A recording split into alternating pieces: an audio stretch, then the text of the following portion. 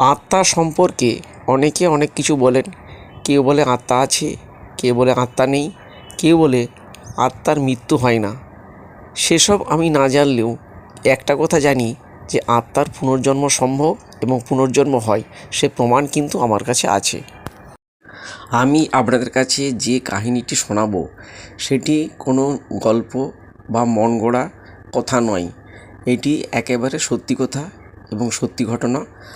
ঘটনার যে নায়িকা তিনি আজও জীবিত এবং 3টি আঙুল নিয়ে দিব্যি কাজ করে যাচ্ছে, কিন্তু তার নিরাপত্তার স্বার্থে তার পরিচয় এবং লোকেশন আমি জানাতে পারছি না।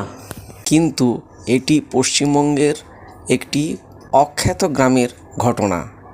এবার মূল ঘটনায় আসা যাক। আমি মাঝে মাঝে আমার মামাবাড়ি যাই। সেখানে দাদুর অত্যন্ত প্রিয়ভাজন লালুদা সঙ্গে আমার দেখা হয়। যে কোনো কাজেই লালুদাকে দাদুর চাই, তাই লালুদার সঙ্গে আমাদের ভালো সম্পর্ক ছিল এবং আমার সঙ্গেও ভালো সম্পর্ক ছিল। সেই সূত্রে আমার সঙ্গে লালুদার কথাবার্তা হতো। একবার মনসা পুজোতে দাদুর ওখানে গিয়ে দেখি লালুদা হাজির, কিন্তু লালুদাকে দেখলেও লালুদার যে স্ত্রী এবং কন্যা তার সঙ্গে আমার পরিচয় ছিল না। সেখানে গিয়ে তাদের দেখলাম এবং প্রথম দর্শনেই আমি একটু অবাক হয়ে গেলাম।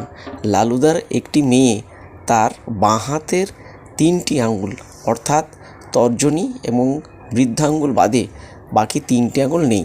সেই 3টি আঙুল নিয়েই সে কিন্তু বিভিন্ন ধরনের কাজ করে যাচ্ছে। আমি হঠাৎ মনের বশে কীভাবে মেয়েটিকে জিজ্ঞাসা করলাম যে কিরে, তোর এই 3টে আঙুল কী হলো? তখন সে আমাকে কোনো কিছু চিন্তা না করেই বলে ফেললো যে আমার বাবা এই 3টে আঙুল কেটে দিয়েছে। আমি অবাক হয়ে গেল মেয়েটির কথা শুনে। এ আবার হয় নাকি? কিছু পরে আমি ওর মাকে জিজ্ঞাসা করলাম। ওর মাও মাথা নাড়ল, অর্থাৎ সত্যি। এরপর আমি অবাক হয়ে গেলাম। তারপর সুযোগ বুঝে একদিন লালুদাকে জিজ্ঞাসা করলাম, লালুদা, সত্যিই কি তুমি তোমার মেয়ের 3টে আঙুল কেটে ফেলেছো? লালুদা ফ্যাল ফ্যাল করে তাকিয়ে দিয়ে বলল যে ওই 3টে আঙুল না কাটলে ও তো বাঁচত না, তাই 3টে আঙুল আমি কেটে ফেলেছি। আমি জিজ্ঞাসা করলাম, তাহলে কি কোনো বড় রকম ঘা হয়েছিল হাতে যার জন্য তুমি আঙুলে কেটে দিলে? লালুদা চুপচাপ রইল। আমি একটু জোরাজুরি করতেই লালুদা বলে ফেললো যে তাহলে একটা ঘটনা তোমাকে বলি, বললে তুমি সব বুঝতে পারবে। আমি বললাম ঠিক আছে, বলো। লালুদা বলে যে আমার সঙ্গে আমার ছোটো বোনের বয়সের পার্থক্য ছিল অনেক, প্রায় 14 বছর। ছোটো বোনের জন্মের পরেই আমার মা বাবা দুজনের মৃত্যু হয়, যার জন্য ওকে আমি কোলে পিঠে করে মানুষ করি। আমার অত্যন্ত প্রিয় ছিল এবং আমার সঙ্গে সে খুনসুটি করতো, আমাকে দাদা বলতো, কিন্তু বয়সের পার্থক্য যথেষ্টই ছিল। হঠাৎ একদিন সামান্য জ্বরে আমার ছোটো বোন মারা গেল।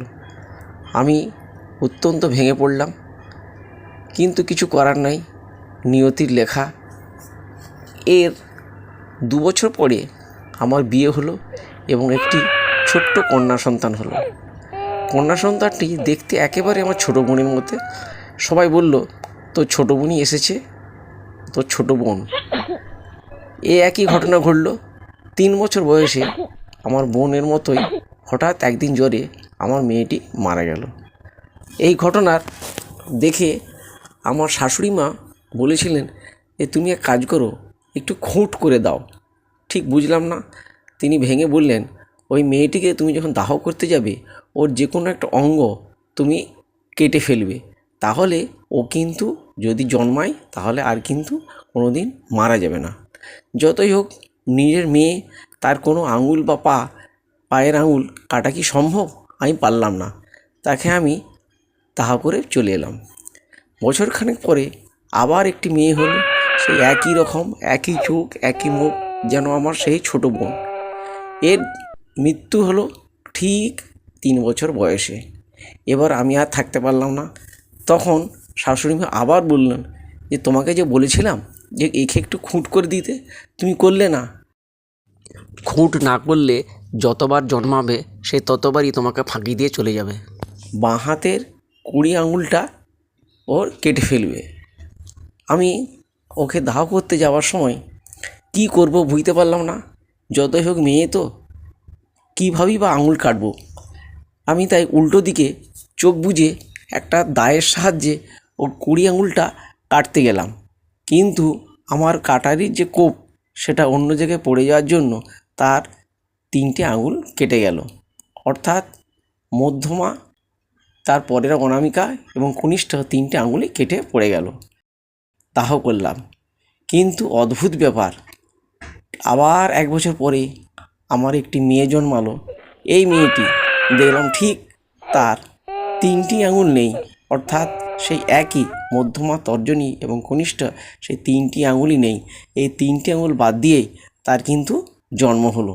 আমরা সকলে একটু অবাক হলাম এবং সবাই তখন বলতো যে সত্যিই আমার বোন এসেছে।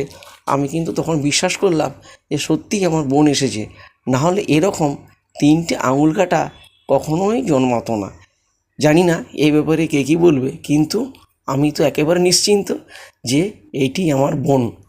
তাই দেখে শাশুড়ি মা বললেন, দেখো এরপর ও আর ফাঁকি দিয়ে যেতে পারবে না। যাই হোক, ওই মেয়েটি আজও জীবিত এবং দক্ষিণবঙ্গের একটি অখ্যাত গ্রামে, আবারও বলছি, ওই মেয়েটি বেঁচে আছে এবং 3টি আঙুল নিয়ে সে কিন্তু দিব্যি কাজকর্ম করছে। এ থেকে আমার মনে হয় যে আত্মার পুনর্জন্ম সম্ভব এবং আত্মার পুনর্জন্ম হয়। এ ব্যাপারে আপনাদের যদি কোনো কিছু জানা থাকে অবশ্যই আমাকে জানাবেন। আর সত্যিই যদি একে দেখতে চান তাহলে আমার সঙ্গে যোগাযোগ করলে আমি আপনাকে সেই জায়গায় নিয়ে যেতে পারি। আপনি নিজে গিয়ে তাকে প্রত্যক্ষ করে আসতে পারেন। তাহলে এখনকার মতো আপনাদের কাছ থেকে বিদায় নিচ্ছি। পরে আবার একই রকম ঘটনা নিয়ে আমি আসব আপনাদের সামনে। আপনাদের প্রত্যেককে ধন্যবাদ।